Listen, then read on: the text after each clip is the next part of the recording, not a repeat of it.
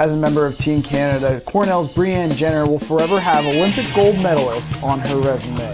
Jenner captured gold with a memorable win over Team USA in the title game, playing an integral role in not only that contest, but the entire games. Hello everyone, Matt Panto here for the Ivy League Digital Network in another edition of Authentic Ivy. Brianne was nice enough to join us after the Sochi Games to talk about that Olympic gold medal run. Brianne, thanks so much for taking a few minutes to join us today on the Ivy League Digital Network. Thanks for having me. Brianne, just take me back to the start of your time. Obviously, it all culminated in a gold medal, but take me back to your time when you got your start with Team Canada and how Sochi 2014 all came about. Yeah, well, I guess it's tough to pinpoint when the whole Olympic journey begins for a lot of people. But my start with Team Canada was in 2009.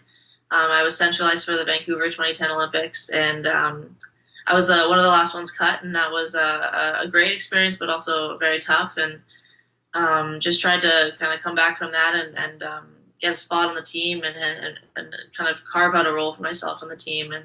And so yeah, it's been stressful, but also amazing last 4 years. Well, knowing that and going through all that, Brianne, when did you know that your role with Team Canada and throughout these entire Olympic Games was going to be a fairly significant one?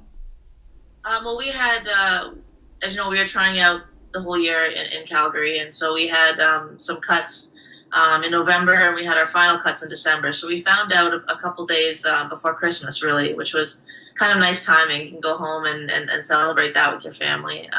So yeah, it was around Christmas time that I found out, and then quickly your mind shifts to the tournament and to doing whatever you can to take home gold. The whole year we're training for that, but until that roster's made, then it kind of sinks in that you're going to be there, and that there's a huge weight on your shoulders, especially if you're on a Canadian hockey team.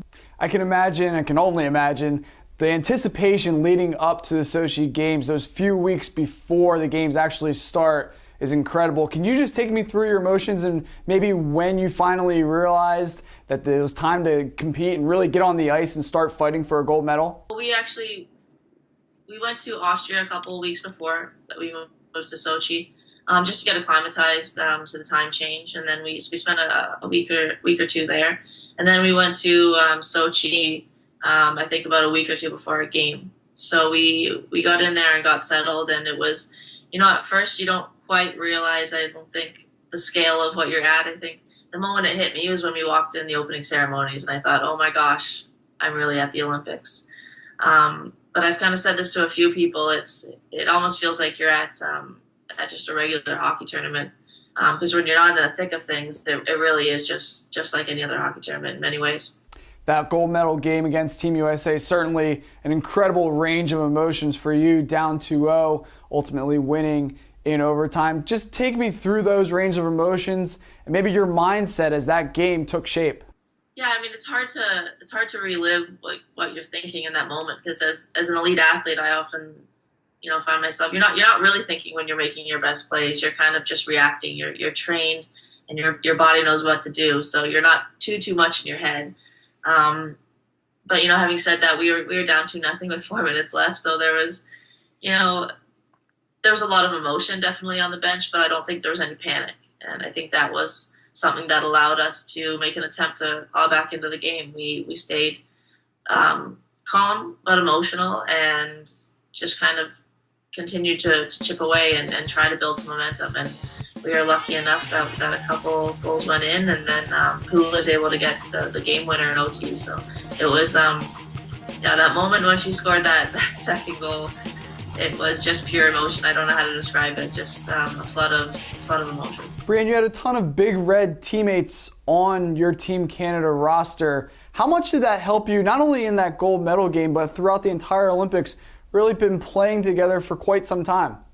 Yeah, well, when you go through things with teammates, it definitely builds a trust. We went through a lot of adversity this year. We had lots of losses against the boys that we played against. We had coaching change, and we had a lot of games where we were down going into the third period. So we had that experience together. And then I think, having 3 other Big Red teammates, I've been through that with them for many years in tight games in our league. So having that familiarity and just knowing that hey, we've been in this before and we can climb out of this if we really work together. Brianne, the easy answer to this is obviously the gold medal. But when you think back to the Sochi Games in 2014, 10, 15 years from now, in addition to the gold medal, what will stand out about that experience? I think I'll never forget walking the opening ceremonies. That was absolutely unforgettable. Just kind of emerging from the tunnel and looking around and seeing so many Canadian athletes, great Canadian athletes that are heroes back home.